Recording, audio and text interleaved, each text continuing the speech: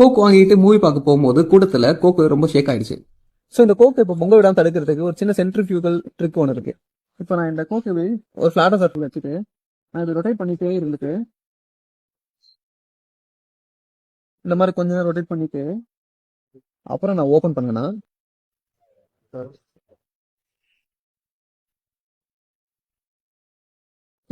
இதோட எக்ஸ்பிளேஷன் முன்னாடி ஒரு விஷயம் இமேஜின் பண்ணி பாருங்களா. ஒரு பாம்பு இருக்கு, அந்த பாம்பை நம்ம தரைக்கு அடியில நல்லா புதைச்சு வச்சிருக்கோம். இப்ப அந்த பாம்பு வெடிக்கும் போது என்ன பண்ணும், அந்த தரைக்கடியில் இருக்க மண்ணெல்லாம் சேர்த்துக்கிட்டு அது வெளியே சிதறி வரும். ஓகேங்களா. இதுவே அந்த பாம்பு வந்து சர்ஃபேஸ்ல ஏர்ல இருக்குன்னா என்ன ஆகும், அந்த பாம்பு மட்டும் தான் வெடிக்கும் இல்லையா, மண்ணு எதுவும் பறக்காது. இதேதான் அந்த கோக்குள்ளே நடக்குது. சோ நீங்க கோக்கை ஷேக் பண்ணிட்டீங்கன்னா அதுக்குள்ள carbon dioxide bubbles form ஆயிடும். இந்த கார்பன் டை ஆக்சைடு பபிள்ஸ் வந்து லிக்விட் ஃபுல்லா ஃபார்ம் ஆயிருக்கும். அந்த பபிள்ஸ் வந்து பாம்பு மாதிரி. ஓகேங்களா. ஆனா அந்த டின் வந்து பிரஷரைஸ்டா இருக்கும், உள்ள ஹை பிரஷர் இருக்கும். அதனால அந்த பிரஷர்ல வந்து அந்த பபிள்ஸால எக்ஸ்பாண்ட் ஆக முடியாது, அதை வெடிக்க முடியாது.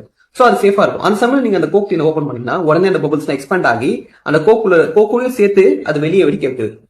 பட் நீங்க இந்த மாதிரி அந்த கோக் டின்னை ரொட்டேட் பண்ணீங்கன்னா அந்த கோக்ல ஃபார்ம் ஆயிருக்க அந்த பபிள்ஸ் எல்லாம் சர்ஃபேஸ்க்கு வந்துடும். அதாவது பாம தலையில இருந்து தோண்டி எடுத்து மேல ஏர்ல தூக்கி போடுற மாதிரி நீங்க அந்த கோக்கு ஸ்பின் பண்ணும்போது அந்த பபிள்ஸ் எல்லாம் டாப்புக்கு மேல வந்துடும். இந்த சமயத்துல நீங்க டின்னை ஓபன் பண்ணா வெறும் பபிள்ஸ் மட்டும் தான் வெடிக்கும், கோக் வந்து வெளியே வராது அந்த ஏர். சோ இது போல ரொம்ப இன்ட்ரெஸ்டிங்கான சயின்டிபிக் எக்ஸ்பிளேஷன்ஸ்க்கு நம்ம ஈன சேனலை மறக்காம ஃபாலோ பண்ணுங்க.